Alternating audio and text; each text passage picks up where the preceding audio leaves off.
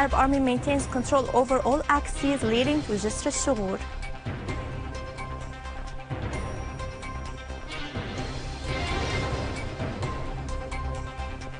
Saudi fighter jets continue striking Al-Arish Directorate in Aden of Yemen.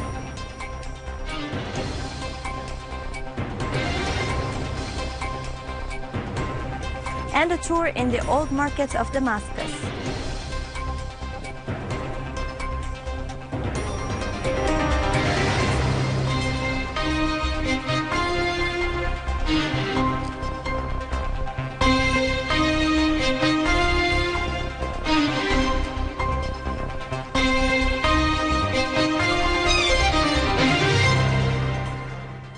Good afternoon. Syrian Arab Army units tightened control over all axes leading to Jisr al-Shughur in Idlib countryside after intensive operations launched against the terrorist gatherings and hideouts, killing dozens of them and injuring others on the axis of Jisr al-Shughur al-Janudiyya and in the perimeter of the National Hospital. A military source asserted that Syrian Arab Army units encircled the terrorist organizations from a number of areas in the environs of Jisr al-Shughur city.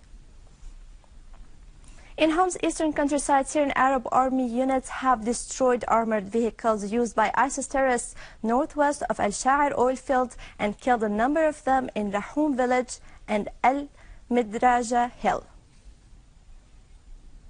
In Homs province, a military source has said that military aircrafts have targeted dens and gatherings of ISIS terrorists in Jbab, Hamad, Al-Dahik mountain and Sikar valley in Homs countryside, killing scores of the mercenaries of the terrorist organization and injuring others, in addition to destroying their vehicles.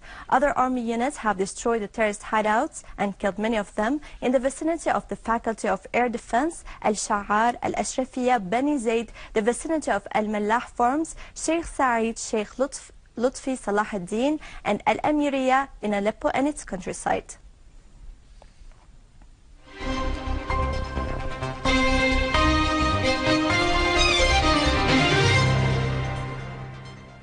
In Yemen, sources at the Council of the Coalition of the Yemeni Tribes have said that it maintained control over Al-Dud mountain, overlooking Al-Khawaya city and Dukhan mountain inside the Saudi territories. In a relevant context, Saudi military aircrafts have continued raiding Al-Arish area, killing and injuring civilians. Moreover, Saudi aircrafts have targeted a petrol station in Al-Hajaura area in Haja province, north of Yemen, killing 5 and injuring at least 3.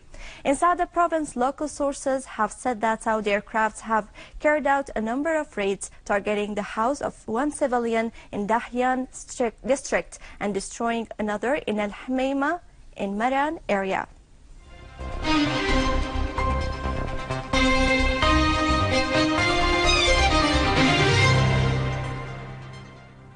When you go and visit old Damascus, you would definitely be captivated by all the antiquities in the ancient souks that reflect the rich cultural heritage of this ancient city.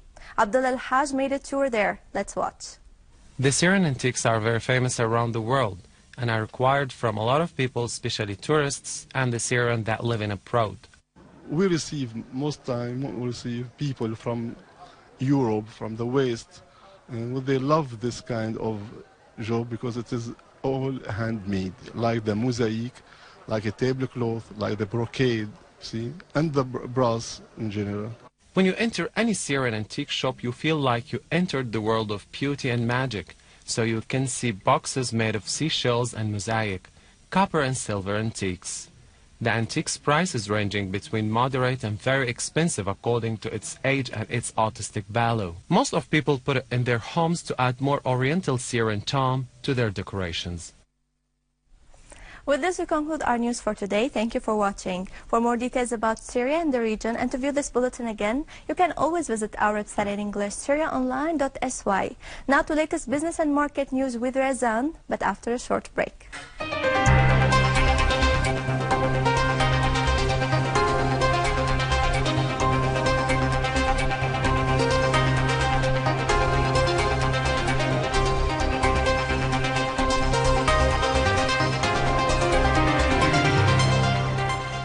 Good afternoon. The 18th Scientific Conference of Damascus Doctors inaugurated under the title Together Towards Syria Health at Damarose Hotel in Damascus. Let's see more about this in the following report.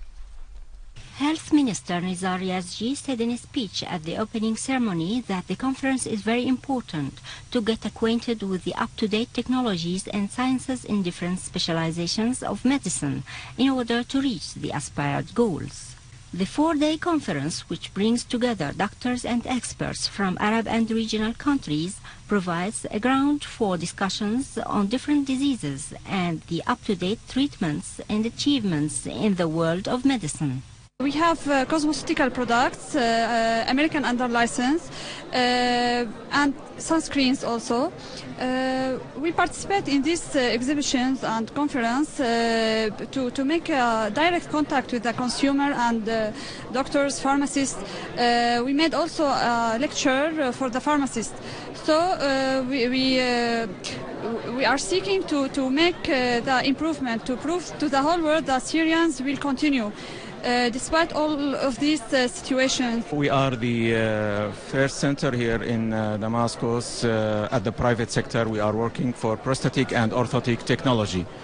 We are trying to follow European protocols regarding fitting and training rehabilitation of amputees.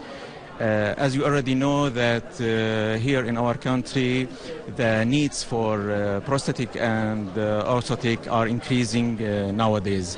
So we are trying to meet people's needs for this with very high standards at our center in Damascus. On the sidelines of the conference, exhibition of medical health was opened with the participation of 46 local and foreign companies specialized in medical equipment and pharmaceutical industries. The Minister of Electricity asserted that the electrical network situation is good, as it will be improved soon. He pointed out to the major role of electricity during his meeting with the Board of Engineers Syndicate, stressing that the repeated terrorist attacks on the electrical system components in Syria led to a decrease about 60% of the operating capacity in the power station. However, the ministry has developed a strategic view, included reconstructing the electricity sector in order to meet the increasing demands of electricity. The Minister of Water Resources discussed with Dominic Stillhart, Director of the Operations Department in the International Committee of the Red Cross in Damascus, concerning means of activating cooperation and carrying out vital projects in water and sanitation sectors. The Minister reviewed the Ministry's emergency plan, which is about 16 billion Syrian pounds for providing alternative water sources in all provinces in case the main sources go out of service. For his part, Stillhart affirmed that the International Committee of the Red Cross is interested in carrying out joint projects with the Ministry to provide water resources for all citizens according to priorities and urgent needs.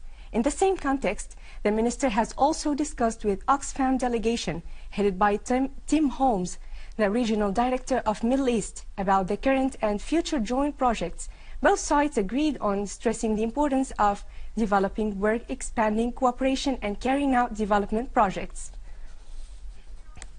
During a meeting with the concerned bodies in Latakia Governorate, the Minister of Housing asserted the importance of implementing all contracts and engineering work related to the projects of public sector according to specified schedules. And over to some main currencies exchange rates according to the bulletin of the Central Bank of Syria.